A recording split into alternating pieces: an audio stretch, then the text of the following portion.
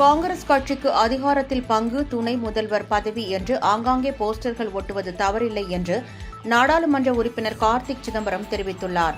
கோவையில் செய்தியாளர்களுக்கு பேட்டியளித்த கார்த்திக் சிதம்பரம், தமிழகத்தில் திமுக, அதிமுகவிற்கு இடையேதான் போட்டி என கூறினார்.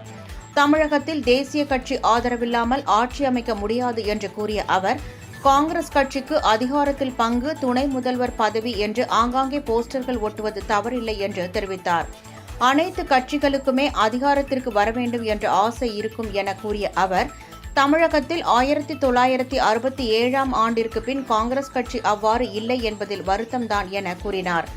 உச்சநீதிமன்றம் வழங்கிய தீர்ப்பு குறித்து குடியரசுத் தலைவர் எழுதியிருக்கும் கடிதத்திற்கு பதில் அளிக்க வேண்டும் என்ற கட்டாயம் இல்லை என்றார்.